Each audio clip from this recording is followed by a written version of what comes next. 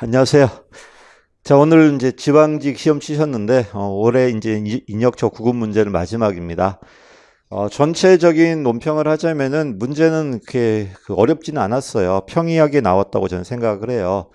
근데 그거는 그래도 어느 정도 회독을 하신 분들, 그래서 1페이지부터 끝페이지까지 보신 분들, 꾸준하게 보신 분들은 상당히 평이하게 쳤을 것 같고요. 반면에 그 회독을 못 하신 분들은 좀 어렵지 않았을까 생각해요. 왜 어렵다고 생각했냐면은, 상식적으로 주는 문제가 한 문제 정도밖에 없었어요. 그냥 이거는 행정학을 안 해도 그냥 건전한 상식으로 풀었을 때 맞출 수 있는 문제들, 도덕성 같은 문제, 도덕 같은 문제들이, 매년 많이 나왔었거든요. 작년만 해도 되게 많이 나왔었는데, 올해는 그런 문제가 대거 지양이 됐더라고요. 그래가지고 그냥 책도 안 보고 대충 보기 보고 맞추겠다 이런 건 잘 안 될 것 같아요. 그래서 아직 그 깊이 보지 못하신 분들, 특히 이제 초보 수험생들은 잘 이론 안 보고 바로 문제 풀거나 바로 그냥 시험 치거든요. 그런 친구들은 이렇게 고득점이 나오지 않았을까 생각합니다. 반면에 그냥 그게 아니고 그냥 꾸준히 저번에 국가직 시험이 안 나오더라도 점수 안 나오더라도 한 두 달 남은 지방직을 꾸준하게 보신 분들이라면은 분명히 마음에 드는 점수가 나왔을 거라고 생각합니다. 강사가 잘했다기보다는 그냥 너무 기본적인 내용을 물어봐서 그래요. 다만 그게 어떤 팩트라든지 정확한 지식을 묻는 거였기 때문에 그런 걸 몰라가지고 도덕적으로 풀 수 있는 문제 별로 없었어요. 또 문제가 좀 쉬웠다고 생각했던 이유가 뭐냐면 보기 중에 이제 네 개가 있는데 답이 너무나 이제 그냥 쉽게 나왔어요. 다른 보기는 상당히 그래도 까다로운 게 좀 있었는데 만약에 그 답 보기까지도 약간 까다롭게 나왔다면 되게 어려웠을 거예요. 근데 워낙 그냥 답이 딱 티가 나게 나왔기 때문에 다른 걸 좀 찍기 힘들지 않았을까 생각합니다. 근데 이런 거는 다음번 시험에서는 어려워질 수 있어요. 그 쉬운 보기를 약간만 다른 보기로 교차해버리면은 여러분이 많이 이제 힘들어 합니다. 또, 워낙 지문이 짧았어요. 짧아가지고 시간에 그 장애도 없었어요. 그냥 거의 뭐 눈이 가는 데한 5분이면 끝나지 않았을까 생각합니다. 그러다 보니까 뭐 매번 보는 주제였고, 그 다음에 너무 문장이 짧았고, 그치. 답도 그냥 명확히 떨어지는 거였기 때문에 그렇게 혼란스럽진 않았을 겁니다. 그 다음 어렵게 나온 문제가 한 3개 정도 있었는데요. 약간 그나마 좀 어렵게 내려고 했던 문제들. 그 3개 문제만 조심하셨다면은, 뭐, 고득점 나왔을 거 생각해요. 설사 틀리더라도 뭐 85점은 충분히 맞았을 걸 생각합니다.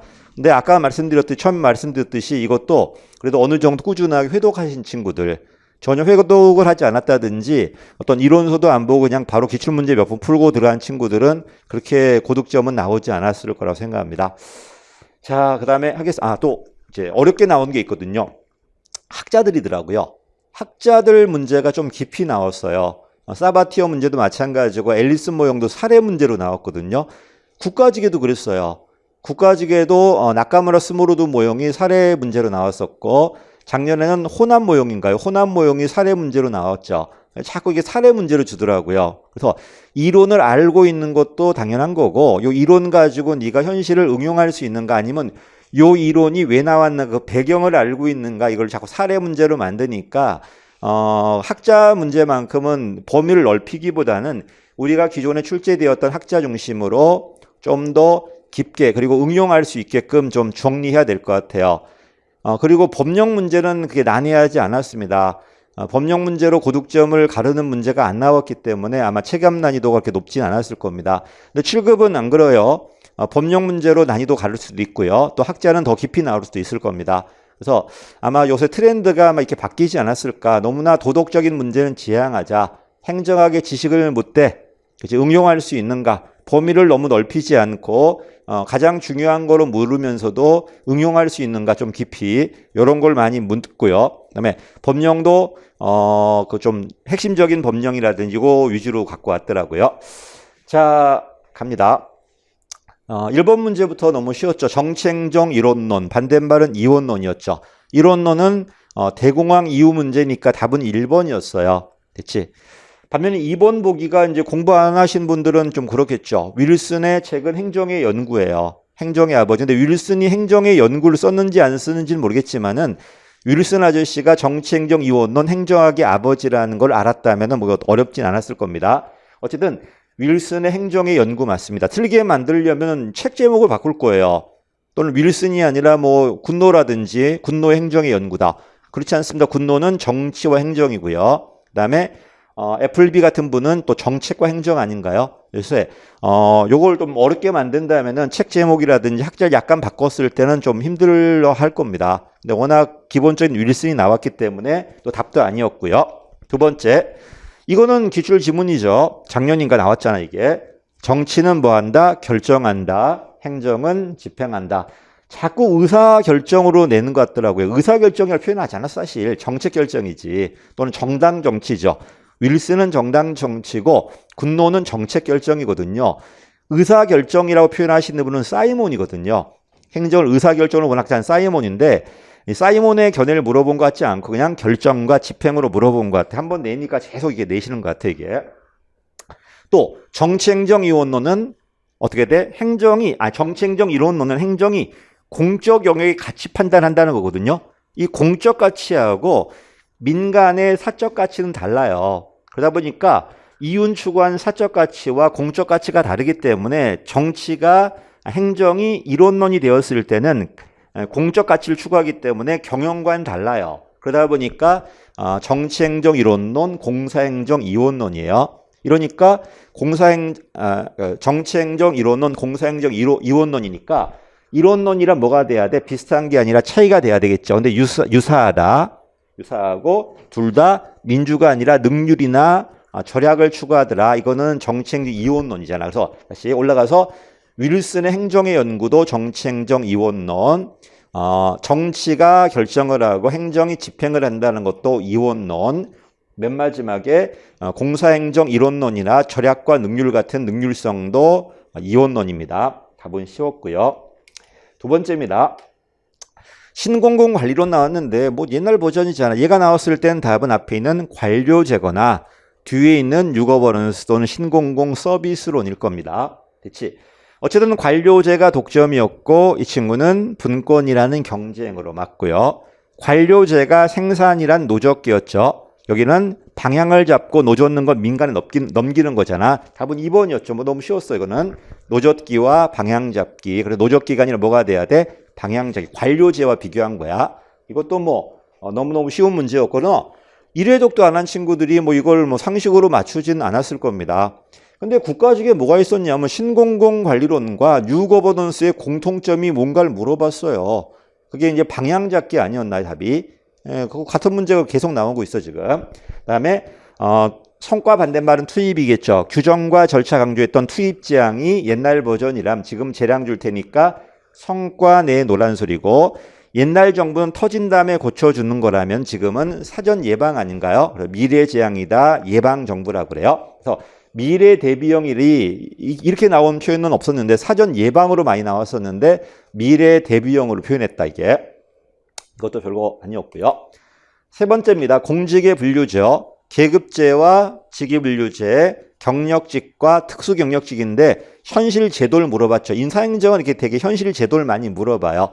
갑니다. 소방공무원, 소방이라든지 경찰이라든지 군인이라든지 군무원이라든지 국정원 직원이라든지 검사나 판사 같은 분들 애초에 일이 정해져 있단 말이야. 특정직입니다. 특정직. 이 특정직은 경력직이야. 신분이 보장되고 평생 근무하고요. 답은 4번이었죠. 소방직은 특수경력이 아니라 경력직입니다. 쉬운 문제였고 제가 그 별정직은 연병 애워달라고 그랬어요. 이번에 개정되는 바람에 국정원의 기조실장이 차관급으로 올라가면서 정무직이 돼버렸어요. 그분 빠지고 국회 수석 전문위원, 지방의회 전문위원들, 그 다음에 하나 더 있지. 광역자치단체 정무부단체장들, 서울시는 빼고 이런 분들이 별정직인데 이 별정직 세 분만 외워달라고 그랬는데 기출문제였단 말이에요. 국회 수석 전문위원이. 자, 봐. 국회는 정치 영역이야. 그래서 국회의원들이나 국회의장들은 선출직이니까 당연히 정무직이에요. 그 다음에 이 국회 살림살이를 책임지는 행정책임장이 사무총장이야. 사무총장이 장관급이에요. 장관급이니까 정무직이고 사무총장 밑에 사무차장이 있거든요. 이 차장도 차관급이니까 정무직이야. 그 밑에 누가 있어? 수석 전문위원이에요. 요 국회가 만약에 일반 행정직이었다면 이 정무직 밑에는 일반직이 존재할 텐데 이 국회 자체가 정치 영역이기 때문에 이 수석 전문위원은 별정직이고 요 수석을 빼버리고 그냥 전문위원일 때는 일반직으로 들어가요. 이 수석 전문위원이 봐. 총장이 장관급, 차장은 차관급이야. 이 수석 전문위원은 차관복급이에요. 별정직인데 원래 일반 행정의 차관보는 다 일반직이지만, 그지? 국회 이 수석 전문위원은 별정직입니다. 또 지방의회도 의원은 정무직이야. 선출직이니까 의원 밑에 이 의원을 보좌하는 전문위원이 있어.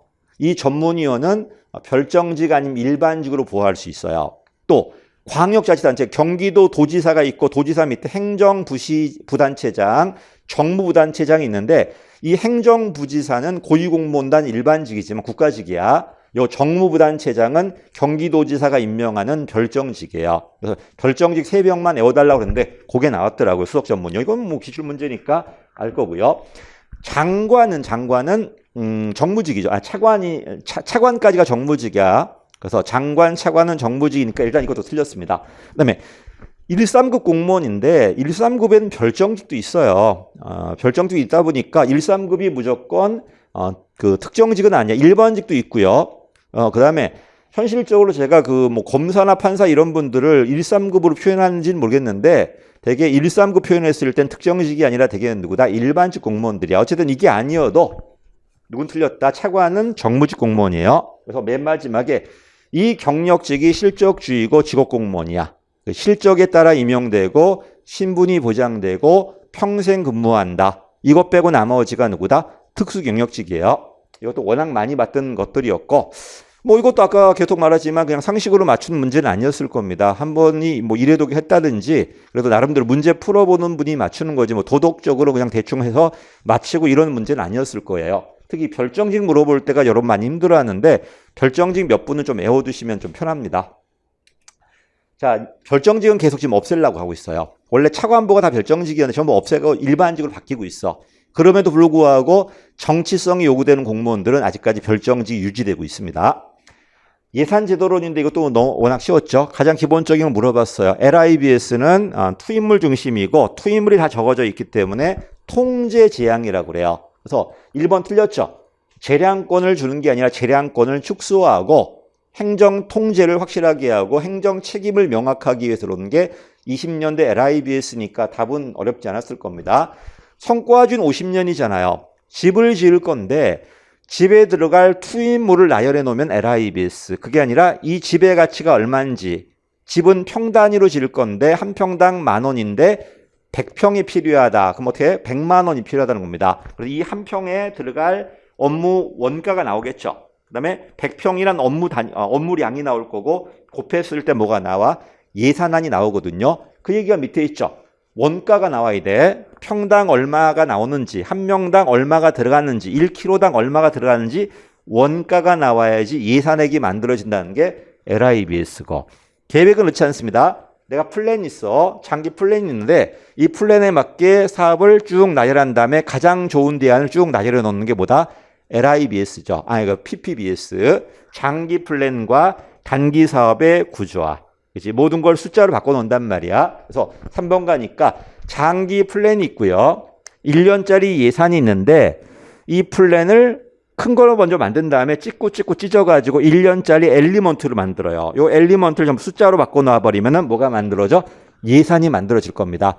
가장 좋은 대안에다 돈을 배정했기 때문에 자원 배분에 뭐가 좋아진다? 합리성이 좋아지고 장기 플랜에 맞춰서 사업을 만들었기 때문에 효과성이 좋아진다고 그래요. 어쨌든 계획 예산은 장기 기획과 단기 예산의 연계에 맞고요.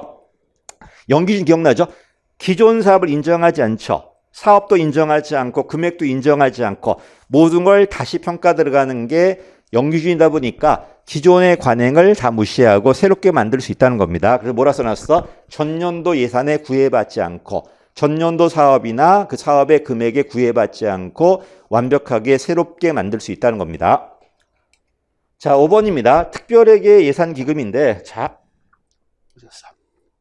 특별회계와 일반회계를 비교한다면은 당연히 특별회계가 더 재량이고 일반회계가 통제죠. 근데 이번엔 특이하게 특별회계하고 기금을 물어봤어요. 특별회계도 예산이에요. 예산이라는 건 내년에 쓰려면 올해 확보해야 돼요. 올해 확보하고 그리고 반드시 내년에 쓰려면 올해 확보해야 되고 반드시 내년에 다 써야 돼요. 남은 반납이에요. 그리고 목적이 명확합니다.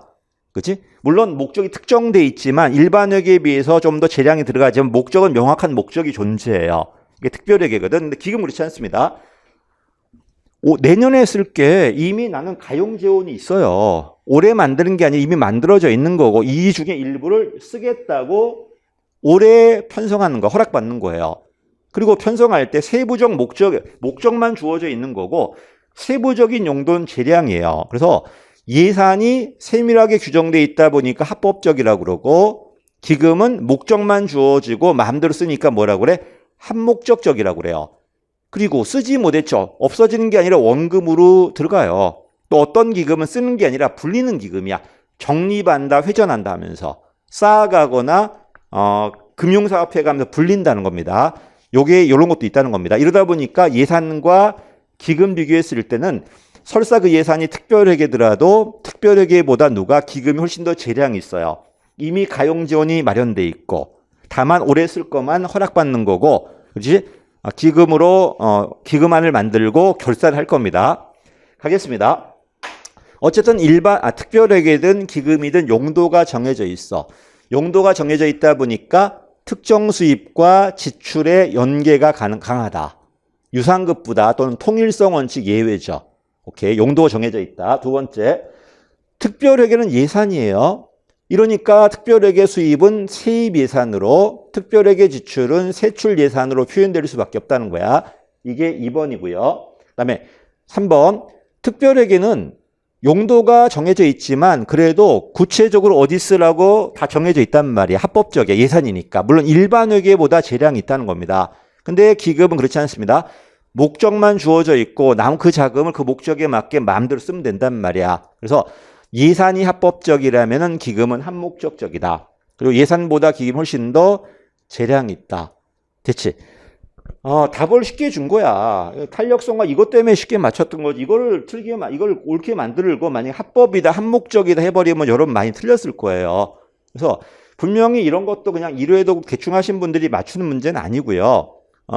시각이 있어요. 일반 회계와 특별회계, 특별회계와 기금 비교한다면 누가 더 재량이 있는가는 알아야 되고요. 그 다음에 이거는 쉽게 일회독 하신 분 쉽게 맞췄을 거야. 그래도 공부하신 분 쉽게 맞췄을 거예요. 왜 더 재량 있는 건 기금일 거니까. 근데 다음번에 이거를 옳게 고치고 만약에 다른 걸 틀게 만든다면은 어려워질 문제가 될 수 있다는 겁니다.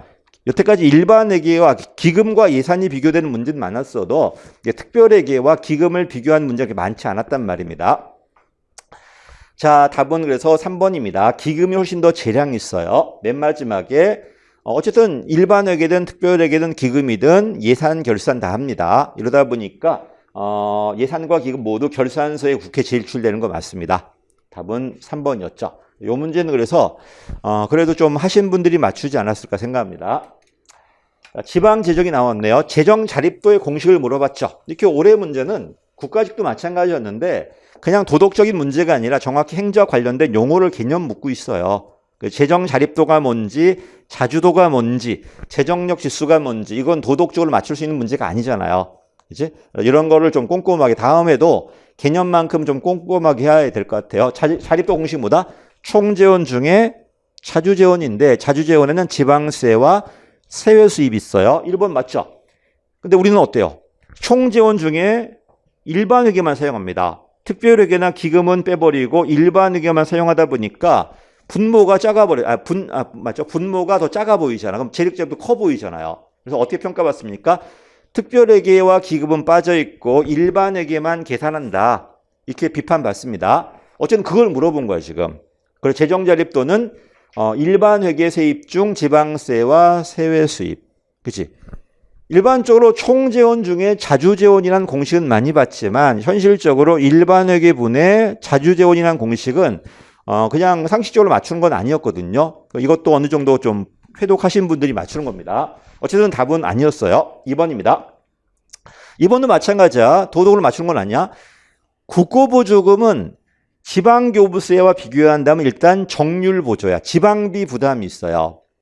내가 이 국고보조금 받았을 때는 반드시 내 몫을 대야 돼요. 이러니까 돈이 많을 때는 상관이 없는데 돈이 없어 죽겠는데 국고보조금 받으려면 내 몫을 대야 되기 때문에 훨씬 더 내 재정에 제약이 될 수 있다는 겁니다. 두 번째, 보통교부세 용도가 정해져 있지 않은 일반 재원인데 특별교부세는 용도가 정해져 있어요. 이러니까 비용의 용도가 정해져 있기 때문에 중앙정부가 지방교부세에 비해서 통제하기가 더 쉬워요. 이러다 보니까 국고보조금은 정률보조고 지방비 부담이 존재하고 비용의 용도가 정해져 있는 특정 재원이기 때문에 자율성을 제고하는 게 아니라 제약할 수 있어요. 틀렸죠? 자율성을 제고가 틀렸지, 이거는. 그다음에 지방교부세는 딴 말 없을 땐 보통교부세야. 보통교부세. 재정력 지수, 수요액 분의 수입액이야. 재정력이 1 미만이라는 거는 내가 필요한 것보다 걷는 게 부족하다는 거야. 돈이 모자르죠. 그치? 돈이 모자른 애들만 주다 보니까 봐. 어느 동네는 재정력이 1보다 커 안 줘요. 어느 동네는 재정력이 1보다 작아. 여기만 준단 말이야. 이러니까 지역과 지역의 불균등을 시정할 수 있잖아. 그 얘기가 바로 3번입니다. 그래서 지방교부세는 별말 없을 땐 보통교부세이기 때문에 재정력이 1 미만인 애들만 주다 보니까 지역 간 수평성이 좋아지는 겁니다. 그래서 지역 간 불균형을 시정하기 위한 거 맞고요. 또 지방채 발행 조건이 있어. 이게 법률이야, 이것도. 세밀하게 물어본 거 맞잖아. 그래서 지방채는 첫 번째, 공유재산 만들 때, 국유재산은 국가 거고요. 국채로 하는 거고, 공유재산은 지방 거예요. 공유재산. 두 번째가 재난복구. 이런 천연재해로 갑자기 세액이 감액되었을 때 하나 더 한다면 지방채 차환. 기존의 지방채를 돌려막기 하는 거야. 돈이 없다 보니까 기존의 지방채 상환 기간이 되니까 새로운 지방채 만들어가지고 이 지방채를 메꾸는 겁니다. 그래서 지방채 발행은 그게 공유재산이라든지 재해나 천연재난 이런 것들, 그다음 여기다가 지방채 차환이 있습니다. 이러니까 맞죠?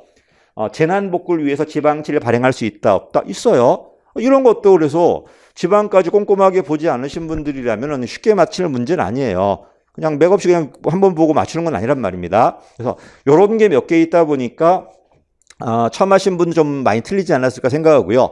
반면에 여러 번 하신 분들이 이런 문제 많이 봤을 거라고 생각합니다. 근데 워낙 요새 선택 과목이다 보니까 잘 안 봐요. 그래서 강사들은 문제가 되게 쉽다고 하는데 막상 표점을 보면은 그게 낮지가 않아요. 높아요, 이게. 참 국가직도 되게 쉽다고 그랬는데 막상 표점은 뭐 사회보다 높게 나오더라고요. 이런 거는 누군가가 많이 틀려주고 있다는 거거든요. 나는 그래서 지방행정도 마찬가지라고 가지라고 생각합니다. 오히려 지방직 문제가 오히려 세밀한 팩트 문제를 많이 물어봤단 말입니다. 이런 팩트 문제를 다 틀렸다면은 뭐 고득점은커녕 꽈락도 나올 수 있었을 거예요. 자, 어쨌든 6번도 문제는 그렇게 어렵진 않았지만은 그 회독하지 않으신 분들은 못 맞췄을 거라 저는 생각합니다. 답은 2번이었고요. 이거는 뭐 마찬가지야. 변형 리더십. 이걸 정확히 물어본 거야, 지금 카형직에. 그래서 반대말은 거래 리더십. 이게 뭔지 반대말 알아야 될 거 아니야. 자, 보니까 변형은요, 최고 책임자 리더십이고요. 지금 제일 잘 나간 친구들인데 얘를 각성시켜서 고치는 거야, 지금. 얘가 전 세계 제일 축구 잘한 유망주예요. 근데 유망주일 뿐이 잘한 건 아니잖아. 근데 최고 감독이 들어와가지고 이 친구한테 너는 유망주지만 더 잘할 수 있다. 비전 제시하고 스스로도 노력하게 만들고. 이게 우리 뭐라 그래? 변형 리더십이라고 그래요. 주고받는 게 아니야. 나는 비전만 제시할 거야. 내가 영감 부여할 거야.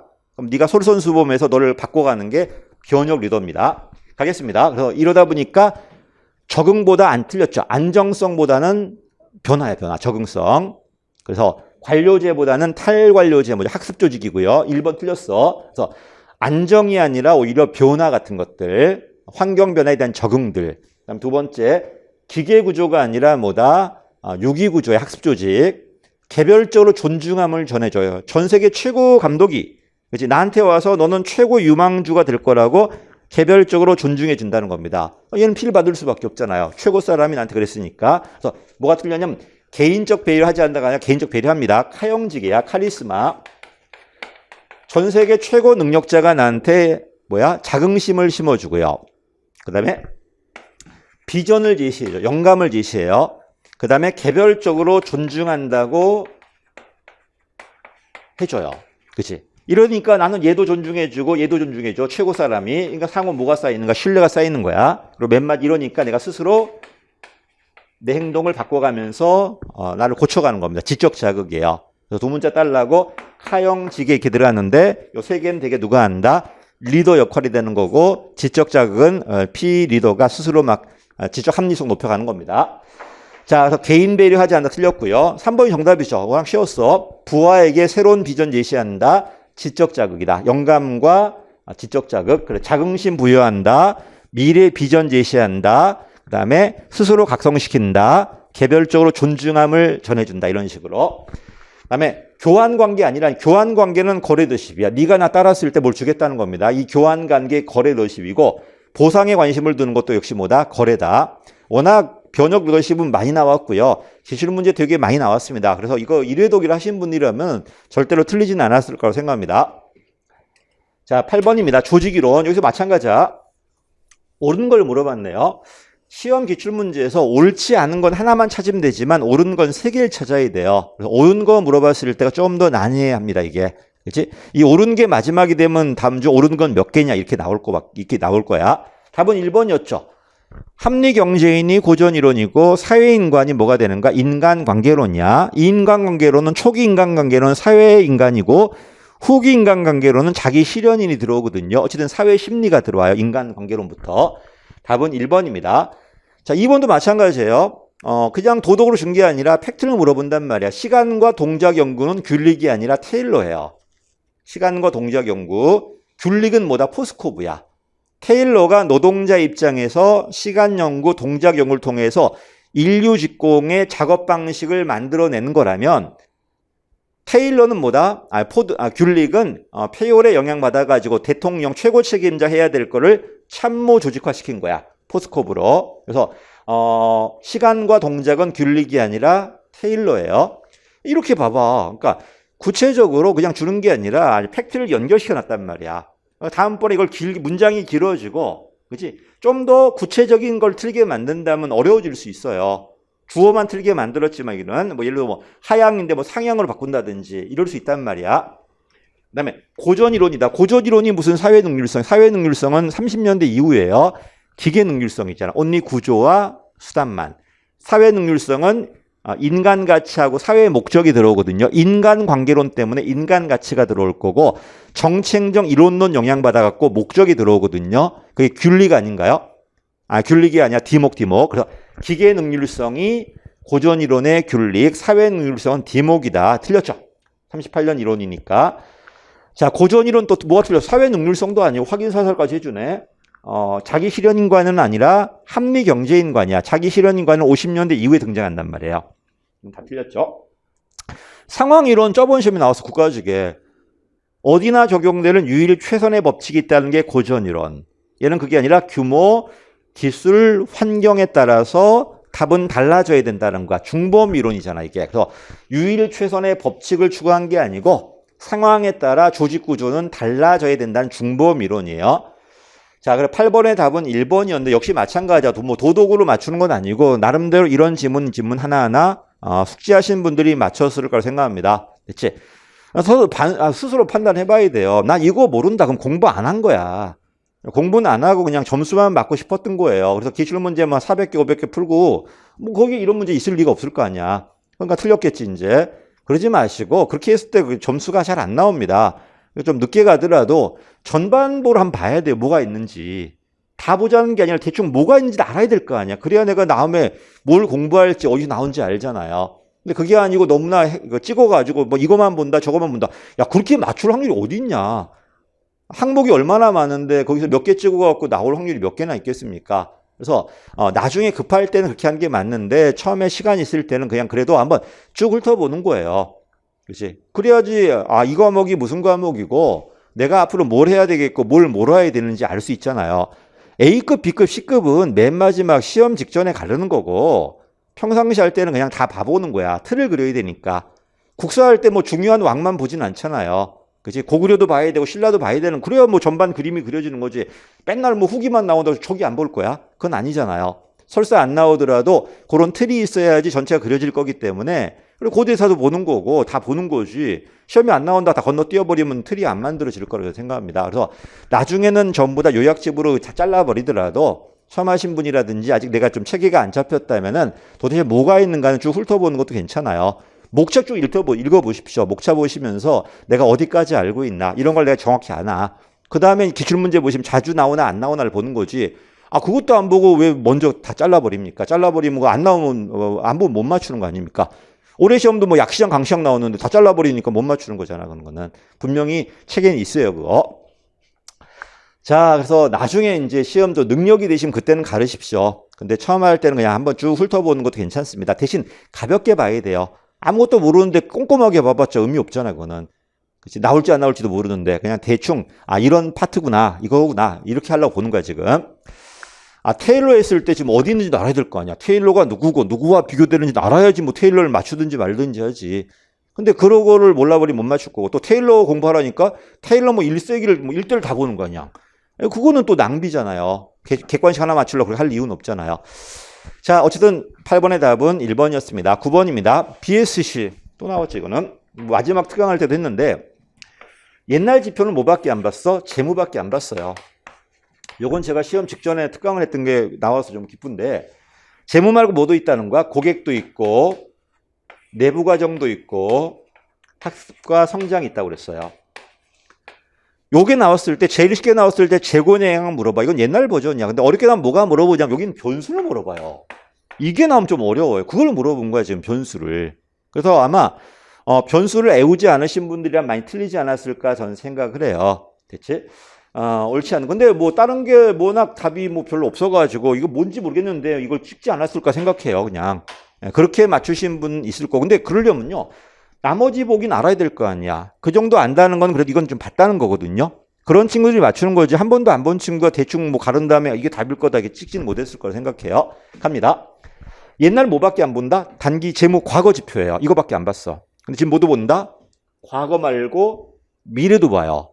그치? 그 다음에 외부도 보고 내부도 보고 양도 보고 질도 보고 유형도 보고 무형도 봐. 그래서 얘는 과거 지표가 아니라 미래 보다 보니까 장기적인 얘는 큰 걸 먼저 만들어. MBO가 조그만 게 모여서 큰 게 만들어지는 상향 방식이라면 그게 아니습니다. 조직의 비전을 먼저 만들고 장기 목적을 만들고 단기 목적 만든 다음에 부서 목적, 개인 목적 내려가는 방식이야. 이러다 보니까 장기 목표와 단기 활동이 쭉 연결되어 있는 거죠. 유계적으로 하향적으로 내려가는 거야. 이게 1번입니다. 장기와 단기가 연결되어 있다. 또 재무도 있고 비재무도 있고 양도 있고 질도 있고 전부 다 밸런스란 말이야. 균형 맞죠. 그다음에 재고 내역이다. 재무, 고객, 내부 학습과 성장. 그래서 요 위에 보기가 워낙 좀 평이하게 나와가지고 틀릴 게 없었죠. 아마 1번 보기 지표, 2번 보기 지표, 3번 보기 지표였으면 많이 어려웠을 거예요. 4번만 지표가 나왔고 나머지 보기가 워낙 단촐하게 나와가지고 틀리진 않았을 겁니다. 자, 할 때 봐. 고객은 내가 누구만 들어간다 그랬죠? 언니 수혜자만 들어가요. 수혜자만 들어가고 내부 과정이 이게 업무 처리 과정이야 이게. 그러니까 수혜자 말고 제3자들, 관계자 다 들어가요. 그 다음에 맨말 학습과 성장이 뭐가 되는가?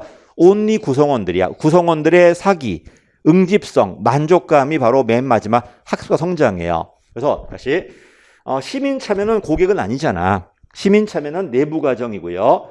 적법 절차도 마찬가지야. 적법 절차도 역시 내부 과정이고 직원의 만족도는 학습 성장이고요. 공개도 내부 과정이에요. 공개까지. 전부 다 수혜자 중심이 아니라 업무 처리 과정이니까요. 반면에 정책의 순응도나 고객의 불만도 같은 거는 전부 다 누구다? 이거는 고객 맞아. 하나만 고객이야 지금.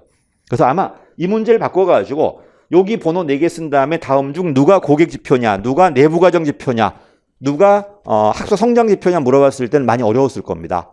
정확히 물어본 거니까. 똑같은 문제여도 어떻게 내냐에 따라 막 달라질 것 같아 이게. 그래서 이것도 분명히 그 답은 뭐 공부하신 분들이야 뭐 쉽게 맞췄겠지만은 처음 보신 분들이 맞출 문제는 아니었습니다. 10번입니다. 요건 깊이 나왔어요. 그래서 사바티어 모형이 워낙 많이 나왔어요. 많이 나왔어. 근데 답이 워낙 쉽게 줘가지고 뭐 딴 게 답이 아니었기 때문에 맞췄지만은 그래도 많이 틀렸을 것 같거든요. 그래서 제가 3문제 정도 어렵다고 했는데 그 중에 한 문제가 사바티어 모형이에요. 여태까지 안 나왔던 표현이 나와요. 이 모형을 정확히 물어봤어요, 지금. 사바티어는 어디를 봐요? 현장을 봐요. 그치? 그래서 하향이 아니라 상향을 봐. 여기다 하향 요소가 내론 방식이야. 이거는 맨날 보는 거였어요. 그리고 장기 시각이야. 찬성연합과 반대연합이 갈등을 하고 있고요. 여기에 중개자가 끼어가지고 조정을 해줍니다. 중개자가. 이 중개자는 최고 책임자 물어보고, 그렇지 않아. 최고 책임자가 될 수도 있고 시민단체가 될 수도 있어요. 그래서 여기는 중개자가 되게 중요하고, 그다음에 단순하게 결정되고 집행되고 끝나는 과정론이 아니라 변동론이다, 학습론이다, 이렇게 봤어. 근데 뭘 물어봤냐면, 잠깐만, 여기는 뭐고 여기는 뭔데? 환경인데 여기는요 안정적인 환경이에요. 법률이라든지 뭐 사회 구조라든지 이런 안정적 환경은 위에서 조정을 해줘 이렇게. 반면 여기는 뭐야? 단기 변동하는 환경이에요. 환경에도 뭐가 있다는가? 안정적 환경이 있고 단기 변동하는 환경이 있다는 겁니다. 그러니까 한마디로 여기 정책만 본 게 아니라 환경을 봐요. 조절해줘야 되니까. 그래서 1번이 그 얘기다. 외적 환경 변수와 이 정책 과정의 연계를 봅니다. 그치? 그리고 계속 말하지만 한 번에 끝나는 게 아니라 계속 반복되다 보니까 학습 과정이고 변동 과정이에요. 과정론이 아니라 학습 과정이고 변동 과정이야. 그걸 물어본 거야, 지금. 그래서 요거는 여러 번 봤지만은 외적 변수를 어떻게 고려할 것이다. 이런 건 물어보지 않았어요. 근데 더 깊이 들어간다면 이 외적 변수에도 뭐가 있다는 거야? 안정적 변수가 있고 불안정한 변수가 있다. 누가 그럼 안정적 변수일까? 법률 같은 것들, 사회 계층 같은 것들, 이건 고정돼 있단 말이야. 이건 안정적 변수고요. 뭐 또 사건이라든 이거는 상당히 유동적 변수야. 이런 유동적 변수는 여기서 많이 작용할 거고 안정적 변수는 위에서 많이 고려할 수 있다는 겁니다. 이게 물어보면 어렵단 말이게. 두 번째, 신념체계란 말은 많이 들어왔죠. 근데 이 신념체계는 다시 세 개로 갈라져요. 제일 밑에 있는 규범적 핵심 신념, 그다음에 정책 신념, 그다음에 도구 신념이 있어요. 이 세 개 중에 제일 마지막에 있는 기저 신념, 제일 꼭대기 있는 기저 신념은요. 이건 어렸을 때부터 타고 배우는 거예요. 그냥 너의 사상 이런 것들 이건 변하지 않습니다. 그다음에 정책 신념이 있고 이거 잘 안 변해요. 맨 마지막 이 도구 신념은 자주 변합니다. 그걸 물어본 거예요, 지금. 한 번도 신념에 뭐가 있냐를 물어보는 문제가 거의 없었는데 갑자기 이 신념도 안 물어봐 놓고 이 신념이 잘 변하는가 변하지 않는가를 물어봤어요. 그치? 근데 여러분도 뭐 이거는 그래도 좀 센스 있는 분들은 기저신념이니까 크게 바뀌진 않을 거다 생각했을 거라고 생각합니다. 어쨌든 답은 2번이었어요. 이 기저신념이 깊게 나왔잖아요. 지금 영어로 써놨는데 핵심이란 말이야. 이걸 규범적 가치라고 그래. 규범적 신념인데 이거는 어렸을 때부터 태어나자마자 배우는 거야. 나의 가치관이나 이런 것들을. 이러다 보니까 단순하게 어떤 사건이 일어난다고 해서 바뀌는 게 아니야. 태어났을 때 여러분도 지금 뭐 스스로 진보다 보수다 생각하시는데 이런 건 지금 만들어진 게 아니라 어렸을 때 어떤 환경인가 그때부터 이미 주어져 있다는 거야. 자유가 났니 평화가 났니 평등이 났니. 우리가 지금 우리나라 사니까 뭐 이렇게 하겠지. 우리가 만약에 이런 나라가 다른 나라였다면 다른 가치 가졌을 겁니다. 이런 건 바뀌지 않습니다. 됐지? 자, 그래서 이 기저신념 또는 규범신념이라 영어를 좀 외워둬요. 이런 규범이나 기저신념은 바뀌지 않습니다. 그럼 바뀌는 건 뭘까? 도구신념이에요. 도구신념.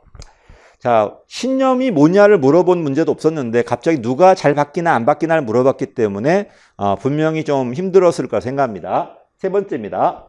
중개자가 상당히 중요합니다. 이 중개자가 누구냐고 물어보는데 최고 책임자 될 수도 있어요. 근데 그게 아니라 그냥 시민단체 될 수도 있어요. 됐지? 중개자가 상당히 중요할 수 있다. 맞는 말이고요. 그다음에 이거 맨 마지막 표현 여러 번 나왔어요. 결국 이 신념체 갖고 있는 사람들은 자기의 신념들을 정책에 반영시키기 위해서 자기의 자원이나 정치 권력을 활용할 겁니다. 갈등할 거 이렇게. 그래서 옹호그룹은 그들의 신념 체계가 정책에 관철될 수 있도록 여론이나 정보나 자원을 동원할 수밖에 없을 겁니다. 게임을 할 거니까요. 답은 그래서 2번인데 이 문제는 분명히 좀 난이도가 있다고 생각합니다. 워낙 답이 그냥 딴 게 아니기 때문에 뭐 답을 2번밖에 찍을 수밖에 없을 거야. 그래서 많이 맞췄을 까 생각해요. 좀 공부하신 분들은요. 근데 이걸 약간만 틀어놓는다면 상당히 어려운 문제가 될 수 있을 겁니다. 사바티오 문제가 계속 나오고 있어 지금. 이건 너무 쉬웠죠. 역관주의, 실적주의. 역관주의는 정치명이고 실적인 개인 능력이니까요. 그래서 1번 보니까 틀렸죠. 개인의 능력이나 적성이나 기술은 실적주의고요. 두 번째, 역관주의는 정당의 지도자가 날 임명했기 때문에 그 사람의 지도력은 강화될 수밖에 없죠. 정당 정치나 정치 통솔력 같은 것들은 틀렸죠. 약화되는 게 아니라 강화되는 거고요. 자, 실적주의는 신분이 보장됩니다. 이러다 보니까 국민에게 반응하지 않아 자를 수가 없어요. 근데 역관주의 그렇지 않습니다. 국민에게 반응하지 않는다면 다음 선거 떨어진단 말이야. 그래서 국민의 대응성은 누구 거다? 역관주의 거다. 이거 여러 번 나왔어요, 이것도. 맨 마지막 답이 4번입니다. 임용일수 기획운동. 정당 추동자가 아니어도 시험 보면 누구나 공무원 될 수 있기 때문에 엽관주의와 실적주의를 비교한다면 기획운동은 훨씬 더 실적적으로 넓다. 물론 엽관주의와 앞에 엘리트 공무원과 비교한다면 여기가 더 넓어요. 상대적으로 봐야 되는데 엽관과 실적을 비교한다면 실적이 더 넓을 수밖에 없어요. 쉬운 문제였고요. 이것도 마찬가지 고위공무원단. 자, 고위공무원도 마찬가지죠. 가장 기본적인 걸 물어봤어요. 뭐 법령 물어본 게 아니라 자 3급 이상의 공무원들인데 자 원래 미국 거였어요. 미국은 원래 직위분류제야. 이 직위분류제는 업무를 세밀하게 가르는 건데 그래버리면 전문성은 좋아지겠지만 시야가 좁아요. 그러다 보니까 여기다가 계급제 요소가 들어가고 나중에 엽관 요소가 들어오고 성과 요소가 들어와요. 그래서 미국은 어떻게 되는가?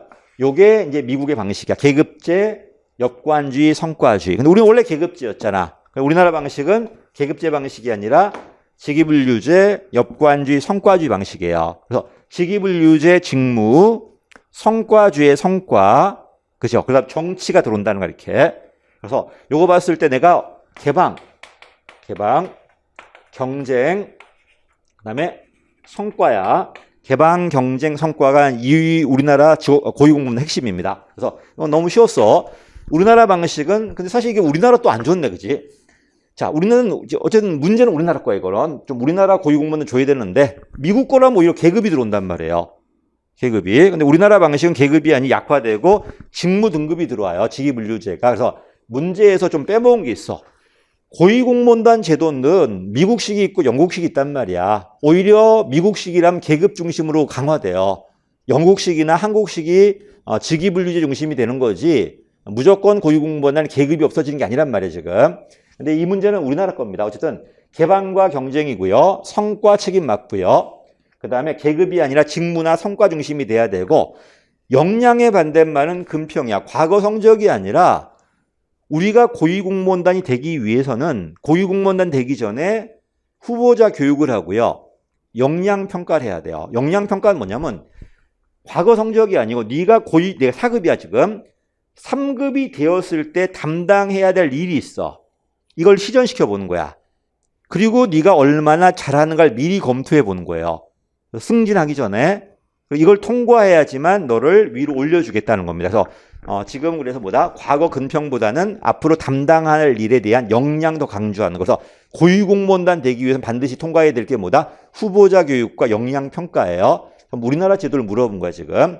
그래서 이왕이면 여기다가 우리나라라고 좀 써줘야 되는데 그게 없다는 게 좀 그렇네. 이거는 문제가 좀 그렇다. 자, 4차 혁명은 작년인가 재작년에 나왔는데 또 나왔네요. 3차 혁명과 다르다. 3차까지는요, 사람이 들어와요. 사람이 하는 거야, 사람이. 근데 4차부터는 사람이 아니라 물건과 물건이 연결돼 버려요. 자동차와 자동차 연결돼서 나는 자고 있어도 자율주행이 돼 버리고, 냉장고와 내가 사는 슈퍼 연결돼 가지고 냉장고 비웠을 때 바로 배달돼 버리고 이런 식으로. 그치? 이게 4차 혁명이라서 일명 초연결이라고 그래. 모든 게 다 연결되니까. 그 다음에 초지능은 뭐냐면요. 이게 스마트인데 우리가 요구하기 전에 미리 알아요. 걔가 먼저 발견해가지고 미리 여기에 맞게 대응해버리는 겁니다. 이 말은 무슨 말이야? 개인별 맞춤이고 사전 예방이 돼버려. 반면 이 4차 산업혁명의 제일 1차 산업혁명, 이거는 뭐야?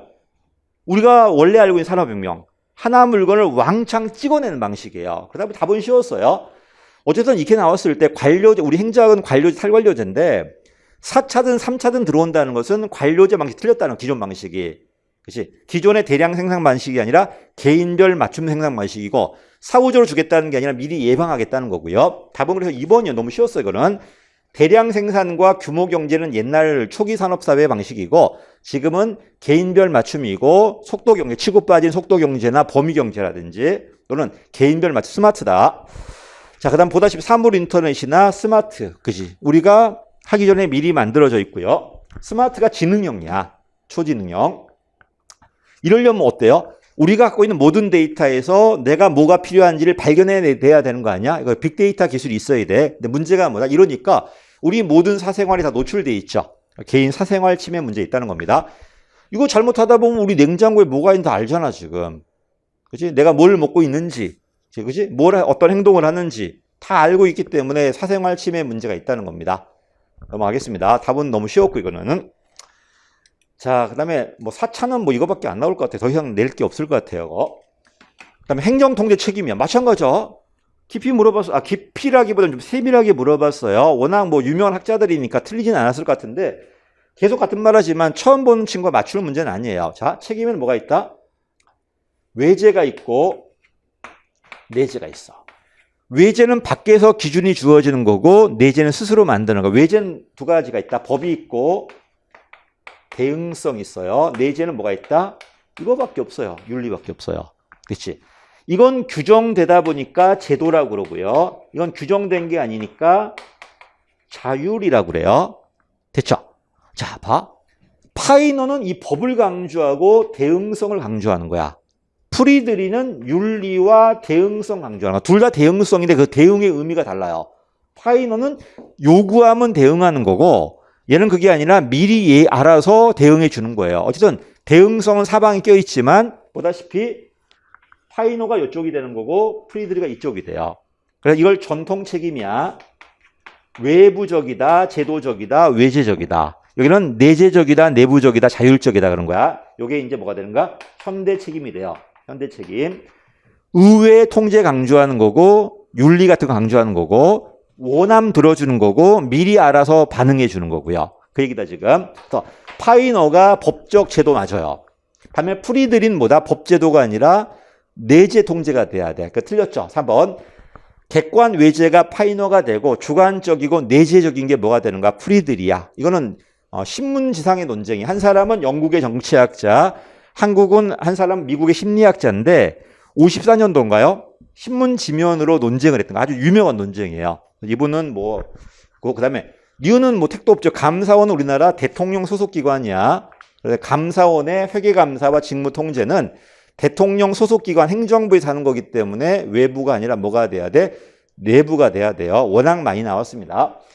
어쨌든 파이너와 프리드리는 상당히 좀 지엽적인 학자들이었는데 쉽게 나온 겁니다.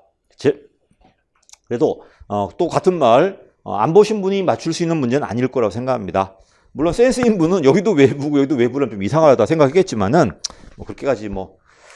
자, 그다음에 자치경 이건 상식으로 맞출 수 있었어요. 자치경찰이 아니라 국가경찰이잖아. 그럼 결국 국가와 지방 비교하는 거야. 그치? 통일성은 당연히 누가 돼야 되는가? 국가가 되는 겁니다. 지방경찰, 지방이다 보니 통일성이 아니라 지역의 특성이고요.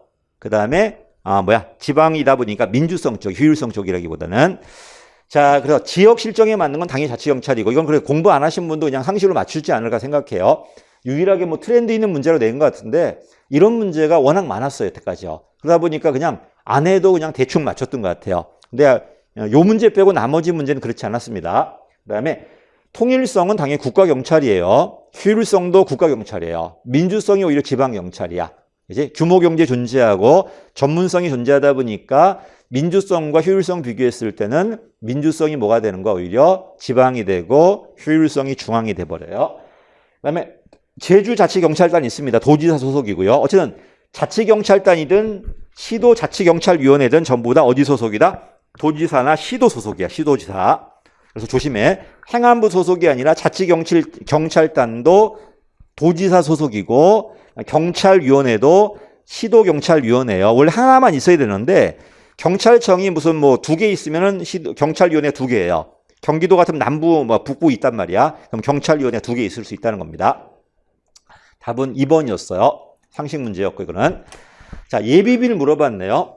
자, 이것도 했던 것 같은데 법령 강의할 때 예비비. 자, 여태까지는 예비비 물어봤을 땐 되게 뭐밖에 안 물어봤다? 국가 예비비밖에 안 물어봤는데 드디어 지방 예비비를 물어봤죠. 국가는 예비비를 둬도 되고 안 둬도 돼요. 돈이 많다 보니까 지방은 반드시 둬야 돼요. 설치해야 됩니다. 그게 좀 다릅니다. 예비비. 또 예산 총액이 아니라 일반역에 왜 예비비는 원칙적으로 용도가 정해져 있지 않습니다. 않으니까 용도 정해져 있는 특별역엔 빼버리고 용도 정해져 있지 않은 일반역의 일부만 예비비가 책정이 돼요. 그렇지? 그리고 중앙도 목적 예비비가 있고 지방도 목적 예비비가 있어요. 근데 목적 예비비로 중앙은 다 돼요. 다 되는 딱 하나만 안 돼. 그건 여러 번 나왔어. 공무원의 보수 인상은 안 돼요. 근데 지방의 목적 예비비는 하나밖에 안 돼요. 재해복구밖에 안 돼요. 재복구와. 또 예비비는 당연히 봐. 세출 예산을 일부 잡아놓은 거야. 처음부터 그거 하지 말라고 세출적으로 거부한 사업에다 예비비 쓰면 안 되겠죠. 봐. 내가 어떤 사업을 잡았단 말이야. 용도 적용하지 않고 이거 잡았어요. 근데 처음에 지방자치단체장 지방의회한테 요 사업을 해달라고 요구했는데 얘가 거부해버린 거야. 이건 안 된 거야. 안 된 사업에 예비비 써버리면 지방의회가 의결한 것과 다르게 돼버리잖아. 이건 예비비가 사용되지 않는 겁니다. 이게 법에 있습니다. 법에. 그래서 다시 개념이다. 예측할 수 없는 예산외 지출 또는 초과 지출이에요. 예산외 지출, 초과 지출이고요. 2번이 중요하죠. 예산 총액이 아니야. 일반액의 총액의 1% 이내 조심해. 지방은 반드시 계상해야 돼요. 요걸 틀리게 만들면 어려웠을 거야. 계상할 수가 있다가 아니라 계상해야 돼요. 지방은. 근데 중앙은 계상하여야 한다가 아니라 계상할 수 있다예요. 중앙은 선택사항이고 지방은 필수다. 요걸 만약에 틀리게 만들었다면 많이 틀렸을 거라고 저는 생각합니다. 그 다음에 3번이야. 봐봐. 지방의회가 지방자치단체장이 뭘 요구했는데 지방의회가 이걸 삭감해버렸어. 삭감한 사업에다가 예비비를 써버리면 지방의회의 의결 취지와 다르잖아요. 이렇게는 안 된다는 겁니다. 답은 쉬웠죠. 어쨌든 지방의회 예산안 심의 결과 감액된 지출 항목에 대해 예비비를 사용할 수는 없어요. 아예 감액해버려 없애버렸는데 이게. 맨 마지막에 지방에도 목적 예비비가 있어요. 중앙도 있는데 중앙은 다 할 수 있지만 공무원 보수 인상만 안 된다. 지방은 다 안 됩니다. only 뭐만 된다? 재복구밖에 안 돼요. 재해나 재난복구밖에 안 되니까 됐지. 또 해야 되는 것도 아니고. 그래서 이게 좀 깊이 물어봤어. 지방재정법에 예비비를 이렇게 깊이 물어본 건 처음 같아요. 이것도 뭐 똑같은 말 하지. 뭐 처음 보신 분이 맞출 문제는 아니잖아요. 그치? 뭐 한 번도 안 보는 이거 뭐 오래 하신 분도 잘 안 보는 파트인데 이거는. 자, 그다음에 난 17번 문제가 제일 짜증났어 이게. 나는 얼핏 봤을 때 이거 당연히 조직과정 모형으로 봤어요. 그렇게 했고요. 근데 답은 그렇게 안 나왔습니다. 자, 가겠습니다. 자, 앨리슨 모형은 세 가지가 있죠. 합리 모형, 그다음에 조직과정 모형, 관료정치 모형이 있습니다. 일단 합리 모형은 아니야. 합리 모형은요 위계적이야. 최고 책임자가 장관, 그다음에 밑에 있는 관료들, 국장들 다 통제하는 모형이에요. 국가 전체 시각에서 제일 좋은 답을 찾는 거야. 분석이야. 일단 얘는 탈락이야. 그렇지? 두 번째는 누구야? 조직과정 모형만 관료 정치 모형이야. 조직과정 모형 누가 참여자면요. 여기 하위 부서가 있어요. 하위 부서. 자, 여기 장관이 있고요. 이 국장들이 있어. 근데 실질적으로 누가 주도하냐면 이 국장들이 주도해요. 그렇지? 이 사람은 뭐야? 이 국장이 만든 정책을 그냥 대표하는 사람이에요. 여기도 마찬가지야. 부서별로 답을 만드는 거야, 전부 다. 부서별로 답을 만들어. 어떻게 만들었냐면 전부 다 SOP에 의해서, 경험에 의해서 만들어요. 그치? 근데 보다시피 부서별로 다 답이 달라요. 다 답이 달라. 답이 다르고 이 애들은 그냥 대표자일 뿐이에요. 됐지? 이 사람들이 합의를 했어. 합의하는 거야. 타협하는 거야. 타협해가지고, 그치? 답을 만들어줘. 얘가 타협했을 때 위에 애들은 그냥 받아들이는 것밖에 없어요. 얘도 마찬가지야. 결국 실질적으로 누가 만드는 거야? 요 밑에 애들이 만든 정책을 요 장관이나 대통령은 수용하는 것밖에 없어요. 왜? 애초에 이 사람들이 만들 때 얘네들이 수용할 수밖에 없는 정책을 만들어요. 그치? 그래서 어쨌든 부서별로 SOP의 답을 찾고 여러 부서의 목표다 보니까 부서 간 타협할 수밖에 없다는 겁니다. 이게 이제 원래 회사 모형이야. 관료 정책은 그렇지 않습니다. 얘는 누가 주도하냐면 이 부처에 장관들이 있어요. 이 장관들이 부서를 장악해요. 자기 힘으로 이 부서를 통제합니다. 또 이 장관들은 자기 야망을 위해서 대통령이나 이런 분들과 협상을 해요. 그래서 한마디로 요 부서의 애들이, 부서의 장들이 자기의 정치 야망을 가지고 요 부서를 장악하고 또 얘네들이 타협을 하고 경쟁을 하고 대통령조차도 자기 그 설득의 대상으로 보고 경쟁을 하는 겁니다. 그래서 얘가 되게 SOP들 부서 간 타협이야. 얘는 부서 간 타협이 아니라 상급자 개개인들이고 그 정치적 게임이라고 그래요. 그렇지? SOP가 아니고요. 근데 문제가 뭐였냐면 봐보세요. 해상공세 위기 극복했다. 정부를 대표하는 정부의 각 부처를 대표했죠. 대표하는 사람들이니까 이게 있잖아. 자, 여기는 국가 전체 목표만 들어가. 여기는 부서 목표가 들어가고 국가 목표가 들어와요. 여기는 부서하고 국가가 들어오고요. 여기는 부서가 들어오고, 물론 국가가 먼저죠. 국가가 들어오고 개인이 들어와요. 자, 그러면 여기서 말한 각각의 부서 대표자가 누구냔 말이야. 단순하게 이 부서를 대표한 사람인지 아니면 부서를 대표하면서도 자기의 야망이 있는 사람인지 이게 좀 헷갈립니다. 두 번째, 근데 여기야. 각자가 선호한 이것 때문에 아마 관료 정치를 찍으신 것 같아요. 출제위원은. 그치? 여기는 각각의 얘가 선호하는 게 아니라 누구다? 여기는 얘가 선호하는 게 아니라 부서가 선호하는 것들이에요. 부서가 선호하는 것들 얘는 단순하게 전달만 한단 말이야. 이 문장은 요 각각의 대표자가 선호하는 거니까 단순하게 부서 선호만 존재하는 게 아니라 모두 있다는가? 개인의 선호가 있다는 거야. 됐지? 개인 선호. 요것 때문에 아마 4번이 답이 된 것 같아요. 그지? 그 다음에 내려가니까 이거는 밑에는 똑같아요. 조직 과정이든 관료 정치든 대통령 케네디가 원했던 건 뭐냐면 국제적 공습이었어. 케네디가 원한 건 이거였어요. 근데 관료 정치든 조직 과정이든 케네디가 원하는 걸로 되지 않아요.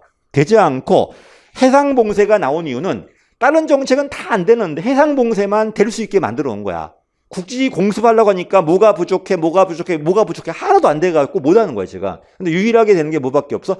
해상봉쇄는 가능한 거예요. 이렇게 하위 부서가 모든 걸 다 막아놓고 요것만 열어놓은 거야, 지금. 그럼 케네디 어쩔 수 없이 해상봉쇄 할 수밖에 없었어요.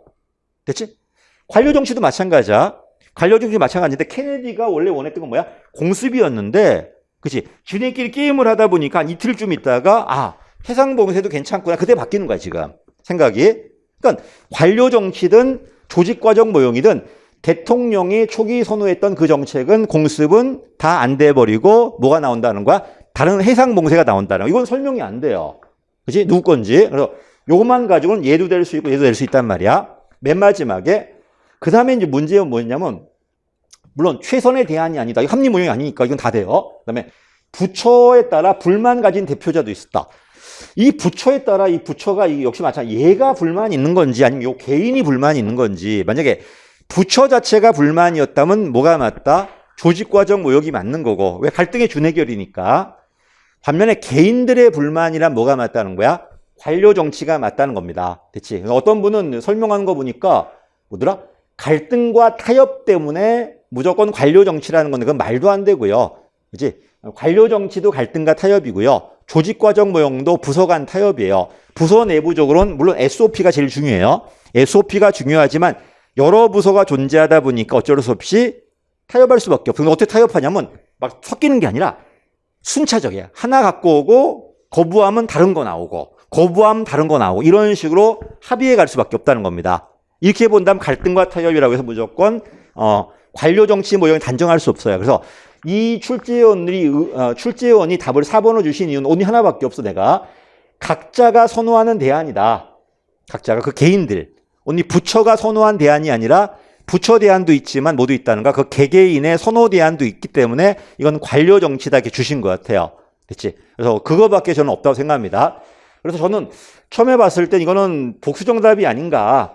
관료 정치도 가능한 것 같은데 조직 모형도 이거는 뭐 설명이 되거든 이렇게.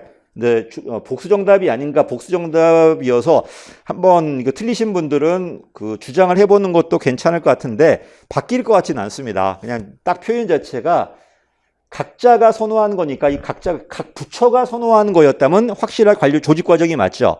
근데 각자라고 했기 때문에 이 부처가 아니라 아마 요 상급자 요 사람들 개개인들이야. 근데 이 관료 정치로 하는 문제가 또 뭐가 있냐면 정부 각 부처를 대표하는 사람들을 했는데 보다시피 여기는 누구도 있어요? 각 부처 사람들만 존재하는 게 아니라 대통령도 있고요. 대통령의 비서실장도 있어요. 그러니까 부처 대표 아닌 사람도 있기 때문에 과연 참여자가 각 부처를 대표한 사람들만 있는가? 근데 각 부처 대표한 사람들만 존재한다면 이건 조직과정 모형이란 말이야. 근데 그게 아니라 다른 분도 있는데 이렇게 표현할 수 있는가? 이거는 좀 더 좀 의심스러웠습니다. 그래서 저는 처음 봤을 땐 조직과정 모형 같았어요. 근데 답은 4번으로 나왔고요. 4번을 하신 이유를 저는 각자 선호한 대안 요거 때문에 밖에 안 된다고 생각하는데 나머지 이제 문제가 뭐였냐면 과연 모든 구성원들이 각 부처를 대표하는가? 요게 좀 가장 큰 문제였고요. 또 여기서 말한 대표자가 단순하게 자기 이익을 한 게 아니라 부서 대표였다면은 이거는 조직과정 모형이 될 수도 있다 이렇게 보는데 고쳐지진 않을 것 같아요, 저는요. 여태까지 경험상 법률이 틀렸다든지 확실하게 아직 근거가 존재한 모를까 이렇게 그냥 애매모 해석이 되는 걸로 고쳐지지 않았습니다. 그래서 저는 그냥 좀 안타까운 것 같아요. 어쨌든 답은 그래서 4번으로 나왔습니다. 이거는 어려운 문제. 답은 뭐 친구들은 이거 너무 쉽게 맞췄더라고요. 이런 고민조차도 없었어. 그냥 기계처럼 분석은 합리 모형, SOP는 조직 과정 모형, 그다음에 타협이니까 관료 정치 모형 이렇게 풀었더라고요. 근데 그러다 망할 수 있어 나중에. 그지? 조직 과정 모형도 나중에 부서 간 타협이 들어온단 말이에요. 회사 모형이잖아. 부서 간 타협이란 갈등의 준해결 이런 게 들어오기 때문에 부서 간 타협이라고 했을 때 무조건 조직 과정, 관료 정치 모형을 찢는 걸 하지 말고 물론 게임이라고 한다면 맞아. 게임이라고 한다면은 조직 과정 모형, 관료 정치 모형이 맞아요. 근데 단순한 타협 나왔다고 해서 관료 정치 모형을 무조건 찍는 이런 습관은 들이지 않았으면 좋겠습니다. 차라리 깊이 공부 안 해가지고 그냥 어설피 아니까 쉽게 맞췄을 것 같거든요. 그냥 딴 게 없잖아 그냥 하면서 1번 찍으신 분은 거의 없을 것 같고 쓰레기 정보는 답이 아예 아니고 이거는. 자, 그 다음에 18번이면 신제도주의. 사회학 신제도론인데 이건 전부 기출 질문이에요. 1번은 구제도와 비교한 거죠. 구제도가 법률 이런 것만 들어간다면 신제도는 법률 말고 규범이나 관습도 포함한다. 됐죠? 역사 신제도로는 과거가 미래를 제약하는 거니까 경로 의존성 맞았고. 그다음에 3번이 답이었어. 사회학 신제도로는요. 내가 바뀐 이유가 뭐죠? 내가 A 정책으로 바꿨을 때 훨씬 더 효과가 있으니까 이게 결과성의 논리야. 기출 지문이야. 근데 그게 아니라 다 그러고 있어 지금. 나만 그런 게 아니라 다 그러고 있기 때문에 나도 바꿔야 돼 이게. 이게 바로 적절성의 논리예요. 그래서 효과가 있으니까 바뀌는 게 아니고 다른 애들이 전부 다 그러고 있단 말이야 지금. 트렌드가 바뀌고 있는 거야. 그럼 나도 바꿔줘야 돼 이게. 그래서 얘는 그래서 그 결과성의 논리가 아니라 뭐다? 적절성의 논리 이렇게 들어갑니다. 결과성의 논리라는 거는 효과적인 합리성이 있는 대안이 있다는 거야. 합리성이 있으니까 좋은 걸로 바꾼 거가 결과성의 논리고 좋아서 바꾸는 게 아니라 다 그러고 있어요. 나도 그렇게 바뀔 수밖에 없다. 따라가는 거예요. 닮아가는 과정 속에서. 닮아가는 과정 속에서. 여러분도 그래서 이 동네에 와서 어떤 책을 바꾸는 것도 이 책이 나한테 효과 있다 없다는 결과성의 논리고요. 근데 전부 다 그런 책을 바꾸고 있으니까 나도 그냥 따라 바뀌는 거야 이렇게. 닮아가면서 바꾼다면 뭐다? 적절성의 논리라고 그래요. 답은 3번이었고요. 그다음에 합리선택 신제도 기억나죠? 고전 경제학은요. 인간이 완벽하게 자유롭게 살아도 균형점이 돼요. 보이지 않는 손이 있으니까. 근데 지금 그렇지 않습니다. 인간은 불완전하고 경쟁 불완전해요. 네가 마음대로 살다 보면 망해버려. 그러니까 누가 있어야 돼? 누군가가 얘가 작동할 수 있게 제도 장치를 만들어줘야 돼요. 여기 공유지가 존재해. 공유지가. 개인들이 자기 이익을 추구하는데 여기에 뭐가 존재하는 거야? 제도가 있어, 제도가. 이 제도가 우리 행동을 제약해요. 제약하다 보니까 내가 마음대로 추구하더라도 얘가 날 제약한다는 말이야. 이러니까 전체가 망하지 않는다는 거야. 그래서 한마디로 제도 장치를 통해서 자기 이익을 추구하는 걸 제약해가지고 전체가 망하지 않는 이런 걸 만들겠다는 게 합리선택 신제도론이야. 4번이죠. 제도가 봐봐. 제도가 전부 다 이기적인 사람들 행동을 제약해요. 전부 다 자기 이익을 추구하고 싶어 하지만 자기 이익을 추구했을 때 제도가 나한테 비용을 부담시킨단 말이야. 그러니까 이 비용 부담을 비교해 가면서 내 행동을 선택할 거예요. 그러니까 전체가 망하는 걸 막을 수 있다는 겁니다. 그게 바로 4번이죠. 제도가 합리적 행위자들 전부 다 자기 이익을 추구하는 이기적 행동을 제약해가지고 공유지 비극 현상을 막을 수 있다는 거야. 이 말은 무슨 말이야? 시장이 실패했을 때 정부가 직접 개입하려고 하지 말고 정부 역할은 요 제도가 작동할 수 있게끔 거기까지만 개입해 달라는 겁니다. 간접 개입으로. 자, 19번입니다. 자, 이것도 쉬웠죠? 특이한 게 있었죠? 눈에 띄지 않는 관찰 방법. 이거는 아마 처음 나왔던 것 같아요. 자, 이거는 답은 쉬웠어. 봐. 여러분이 내 강의를 듣기 전에 그런 문제를 풀어본 거야. 그런 문제를 풀어보고 내 강의를 들은 다음에 다시 또 문제 하는 거야. 내가 이런 경험을 해봤어. 그 경험을 네가 느낀 거 경험한 거야 지금. 그런 경험 한 사람들한테 어떤 정책을 실현시키고 다시 똑같은 경험을 하게 만든 거예요. 그럼 당연히 효과 나오겠죠. 이건 내가 정책이 잘한 게 아니라 아까 경험 때문에 그런 거야. 됐죠? 이게 바로 뭐야? 검사 요인이야. 이걸 막는 방법은 여러 가지가 있어요. 뭐 솔로몬 4가지 실험도 있어요. 경험한 친구와 경험하지 않은 친구 막 가르는 것도 있는데 이건 뭐냐면 눈에 띄지 않는 관찰은 뭐냐면 분명히 이 사람이 이걸 경험했는데 이 경험이 앞으로 뒤에 나올 거 연결돼 있다는 걸 모르게 만들어 놓은 거야. 그냥 모르게 그냥 뒤에서 슬쩍 보는 거 이렇게. 분명히 경험했는데 인식을 못 하는 거야 지금. 그렇지? 그리고 이 사람은 정책을 실현한 다음에 똑같은 경험을 하게 만드는 거야. 아까 인식을 했기 때문에 내가 그 뒤에 나왔을 때 저번에 한 거구나 느끼겠지만 이번 인식을 못 했기 때문에 못 느낀다는 거야. 이게 눈에 띄지 않는 관찰이래요. 이런 것도 시험에 나왔어 지금. 처음 봤습니다 저는 이거를. 답은 쉬웠어요. 아마 이거 밑에 거는 그냥 헷갈리게 만든 용이었고 위에 부여는 여러 번 나왔거든요. 검사 요인이었어요. 사전 측정한 경험이 이걸 경험한 친구가 정책을 실현했고 그 다음에 똑같은 정책을 다시 경험하게 만들었기 때문에 정책 효과가 아니라 경험 효과가 있다는 겁니다. 답은 1번이었어요.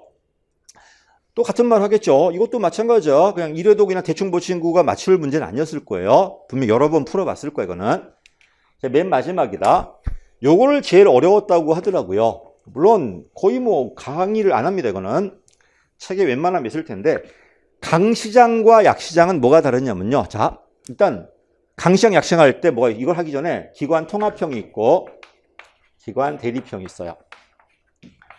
통합형에는 어때? 의결기관과 집행기관이 같은 기관이고 얘는 의결과 집행은 다른 기관이란 말이야. 물어본 게 지금 제일 먼저 강시장 이쪽이야. 기관 대립형은 뭐냐면요. 시장 따로 의회 따로야. 근데 강시장은요. 요 의회보다 누가 더 세다? 시장이 훨씬 더 세요. 대도시가 되면서 만들어지는 거야. 이건 21세기, 20세기 이후 산물이에요. 그치? 원래 미국이란 나라는 이런 한 사람이 힘을 갖는 독재 권력을 싫어해요. 무조건 위원회제로 만들었던 거예요. 그러다가 점점 전문화되고 복잡해지면서 이런 독임제 시장이 나올 수밖에 없어요. 왜 강시장이냐면 이 사람이 요 밑에 있는 모든 관료를 다 통제해요. 다 통제하고 행정권은 다 얘가 가져요. 그렇지? 한마디로 이 고위 관료 임명할 때 의회에 동의받을 필요가 전혀 없어요. 또 얘 말고 다른 행정기관들이 전혀 없어요. 위원회가 전혀 없어요. 전부 다 누가 다 한다? 시장이 다 책임지고 하는 게 뭐다? 강시장 영역. 우리나라 방식이에요. 지금 서울시장이 이제 의회가 의결해 주더라도 서울 의결만 하는 거고 서울시장이 모든 집행을 다 통제하는 겁니다. 모든 고위공무원들 다 서울시장 임명하고 위원회 제도도 거의 없어요. 그렇지? 행정위원회가 없다. 행정위원회가 있다는 것은 이 시장 말고 독자적 집행권이 있는 위원회 따로 있다는 거야. 이건 약시장형이야. 그렇지? 이거 맞죠? 시장이 강력한 정치적 리더십. 1번 찍으신 분들은 심각한 반성을 해야 돼. 이건 강시장이니까 당연히 답이겠지. 그 다음에 2번이야. 위원회형은 뭐냐면 이쪽이야. 시장을 뽑지 않아요. 위원들만 뽑아. 일명 갈베스톤이라고 그래요. 조그만 동네야. 3만 5천 동네야. 우리나라 같으면 3만 정도면 읍 정도 돼요. 읍에서 3명에서 5명 정도의 위원을 뽑아요. 그 3명 중에 1명이 단체장을 하고 나머지 4명은 각각의 부서장을 해요. 이 사람들이 결정을 하고 이 사람들이 독자적으로 집행하는 게 일명 갈베스톤이라는 지역에서 만들어졌다고 갈베스톤형이라고 그래요. 그렇지? 이게 원래 약시장형이 있다가 20세기 초반에 많이 만들어졌는데 이걸로는 조그만 동네만 가능하지 20세기 중반 가면 19세기 중반 가면 산업화돼 버리잖아요. 그다음부터 안 된다는 거 이게. 그래서 위원형 가보세요. 주민이 직성한 3에서 5명의 의원들이 한 사람이 의장을 맡고 한 사람은 집행부 장을 맡는 게 바로 일명 위원회형 미국의 갈베스톤형이라고 그래요. 자, 약시장이다. 약시장 뭐냐면 분명히 시장이 있어요. 의회 있어요. 근데 시장이 할 수 있는 게 거의 없어요. 시장은 그냥 의례적이고 여기 있는 고위공무원들 임명할 때 전부 다 의회 동의 받아야 돼요. 법률도 얘가 다 만들고요. 예산도 얘가 다 만들고 정책도 얘가 다 만들어요. 이게 약시장형이에요. 또 얘 말고 이 시장 말고 독자적으로 선출하는 위원회가 되게 많아요. 한마디로 다 나눠가지고 따로따로 집행해버리는 거예요. 이게 약시장형이야. 그래서 약시장은 시장이 있지만 국장급 이상 고위공무원들 전부 임명할 때 누구 동의받아라? 의회 동의받아라. 정책도 의회가 만든다. 예산도 의회가 만든다. 법률 조례안도 의회가 만든다. 그렇지? 그리고 누가 많다? 시장 말고 선출직 집행부 공무원도 되게 많아요. 시장이 할 수는 없다는 겁니다. 그게 바로 3번이죠. 약시장형. 일반적으로 의회가 예산뿐만 아니라 정책, 그다음에 고위공무원 임용권 전부 다 같습니다. 전부 다. 답은 이거 아니었고요. 4번 정답. 시지배형 뭐냐면 이건 절충형이야.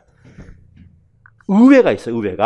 의회가 있고 단체장도 있어요. 의회는 의원 선거할 거고 단체장도 선거로 들어갈 수 있고 의회가 임명할 수도 있어요. 간선할 수도 있어. 근데 이 사람은 누가 있더? 이거 말고 전문가가 하나 있어. 시지배인. 이게 이제 행정학이 하게 된 배경이야. 시지배인을 의회가 임명해요. 그래서 어떻게 하냐면 의회가 의결만 하고 이 시장은 대외적 역할만 하고 모든 집행 업무는 누구한테 다 맡겨? 요 지배인한테 다 맡겨버려요. 이 사람은 얘가 임명했기 때문에 얘한테만 책임지는 거야. 주민은 책임지지 않고 단체장과도 무관해요. 그래서 대외적 의례적 행동은 단체장이 다 하는 거고 시장이 하는 거고 이 사람은 뭐다? 대내적인 집행 업무를 총 책임지는 거야. 근데 웃긴 거는 얘하고 의회가 얘를 임명해버리면요. 더 이상 의회도 얘를 통제 못해요. 완전히 집행은 따로 노는 거야, 이렇게. 정책 이원론이지, 이게. 그래서 이 시지배인 제도가 행정학, 정치행정 이원론의 탄생 배경으로 들어와요. 그렇지? 이런 건 행정학 전공하신 분만 알겠지. 그래서 밑에 가보세요. 시지배인이 의례적이고 명목적 기능이 아니고 시지배인이 모든 총책임자고요. 누가? 시장이 의례적이다, 명목적이야. 그래서 어려운 지분 나왔을 때 이런 것도 있었어. 분명히 시장 있고 시장 있어, 의회 있어요. 시지배인 있어. 둘이 대립하지 않아요. 시장과 시지배인이 있는데 둘이 아무 관련이 없단 말이에요. 대립하지 않아. 왜? 시장이 얘를 통제할 수 없어요. 의회조차도 얘를 통제할 수 없어요. 행정 집행만은 얘가 다 책임지는 거야. 마음에 안 든다? 그럼 그만두게 만드는 것밖에 없어요. 책임 얘가 다 지는 거야. 만약 얘가 해임한다면 어쩔 수 없겠지만 해임하지 않는 이상은 이거 해라 저거 해라 할 수 있는 권한이 없단 말이야. 그래서 분명히 시장도 있고 의회도 있지만 서로 대립하지 않는다고 그래. 이렇게 나오면 어려워요. 갑자기 지방행정에서 이렇게 어렵게 나온 이유가 난 이거 같아. 내년부터요. 우리가 여태까지 무조건 강시장형이었어요. 기관 대립형. 근데 법률에 의해서 자치단체별로 다양한 형태를 만들 수 있어요. 아마 트렌드 문제가 아닌가 생각해요. 앞으로는 우리가 의원 내각제를 할 수도 있고 그다음에 주민총회 할 수도 있어요. 법률에 따라서 네가 만들고 싶은 대로 만들면 된단 말이야. 아마 그것 때문에 지금 연구하고 있지 않을까. 이 조그만 동네는 뭘 할까. 그 조그만 동네는 되게 위원회형이 맞아요. 3만 정도 조그만 동네는. 거기에 무슨 전문가 할 필요가 없단 말이야. 다 참여하고 이런 게 맞단 말이야. 그래서 아마 다양한 형태가 연구되고 있기 때문에 이게 시험에 나왔다고 생각합니다. 그거 아니면 나올 이유가 전혀 없거든, 이게. 자, 그래서 이건 좀 트렌드 있는 문제였고 분명히 어려운 문제라고 저는 생각하는데 그래서 요거는 여태까지 안 봤어요. 그래서 어떤 선생님들도 뭐 강조하지 않은 문제라고 저는 생각하거든요. 그래서 요걸 틀리더라도 한 90점에 95점은 공부하신 분들은 맞았을 거라고 생각합니다. 근데 계속 같은 말 했지만은 이건 그래도 어느 정도 회독한 친구들이야. 설사 저번에 국가직 시험 안 나오더라도 2달 남겨놓고 꾸준하게 끝까지 보신 분들이랑 그 정도 나왔을 거라고 생각해요. 이거는 강사가 잘한 게 아니라 문제가 그만큼 평이하게 나왔고 그 다음에 그냥 기출지문 위주로 많이 나왔고 나왔던 대로 나왔기 때문에 그냥 꾸준하게 하신 분은 많이 나왔을 거야. 근데 그렇게 하지 않고 좀 약간 편법으로 건너뛰었다든지 나는 이거 안 봐, 짧은 거만 보겠다. 그런 친구들은 많이 실수했을 거라고 저는 생각합니다. 그렇지? 우리는 어디 나올지 몰라요. 우리가 그걸 어떻게 예측합니까? 수험생이란 그래도 한 번 나온 거는 쭉 훑어보는 게 맞다고 생각합니다. 그러고 전체 틀을 잡은 다음에 조절해 가는 거야. 근데 틀도 안 잡혔는데 왜 마음대로 조절해버려요? 이건 안 나온다, 이건 나온다, 이렇게 조절할 이유가 전혀 없단 말이야. 그래버리면 이거는 안 나와야죠. 못 맞춰야 되는 거 아닙니까? 그치? 사바티어도 마찬가지잖아. 거기서 무슨, 우리가 여태까지 강의하면서, 외부 환경이 있다. 그걸 본 적이 어디 있는데. 부차 신념이다. 그걸 본 게 어디 있는데. 물론 책에 써 있는 건 있겠지만은, 그걸 강의하는 분은 내가 못 봤거든요. 그치? 그런 거 전부 다 건너뛰어버리면 어떻게 맞출 건데. 그래서 나중에 건너뛰더라도 처음에는 그냥 꾸준하게 한번 보는 겁니다. 서너 번 보다 보면 틀이 잡힐 거고 또 행정이 어렵지 않아요. 눈에만 익혀버리면은 난이한 과목이 아니기 때문에 쉽게 맞출 수 있습니다. 근데 안 보아버리면 당연히 틀리는 거죠. 그리고 한 번에 딱 들어오면 좋을 텐데 그게 처음 보는 과목이 한 번에 들어오진 않을 겁니다. 그래서 최소한 그래도 서너 번 쭉 훑어보는 이런 습관 좀 들여야 될 것 같아요. 특히 내년부터는 이제 선택 과목이 아니라 필수란 말이야. 이제 그냥 그 점수 그대로 반영된단 말입니다. 표점제도가 없어요. 지금이야 워낙 익혀봐도 워낙 밑에 깔아준 친구들이 많기 때문에 표점이 좋을 거라 저는 생각해요. 근데 내년은 그게 안 되잖아요. 그러니까 제발 부탁이니까 어려운 걸 보자는 게 아니라 전체 흐름은 한번 보자. 한 2, 3회 정도 전체를 한번 보자. 그 다음에 기출문제 풀어가시면서 물론 그전에도 마찬가지겠지만 중요한 건 그 다음에 갈라도 됩니다. 그 다음에 버릴 거 버리시고 그치? 선택할 거 선택하셔도 돼요. 근데 애초에 버려버리면은 이런 거 나왔을 때 맞출 확률이 거의 없어요. 처음부터 버리지 마시고 나중에 좀 버렸으면 좋겠어. 시간 날 때는 좀 훑어보는 거야. 그러다가 나중에 시간 없을 때 버려봐는 거지. 애초에 버려버리면 어떡합니까? 네, 그거는 좀 지양했으면 좋겠습니다. 그 다음에 아까 저도 틀렸을 것 같은 문제가 하나 있었는데, 그거는 전 틀렸다기보다는 견해가 좀 그럴 것 같아요. 도대체 어떤 의미로 이렇게 냈는지, 부서 대표인지 아니면은 그냥 개인의 그냥 야망인지.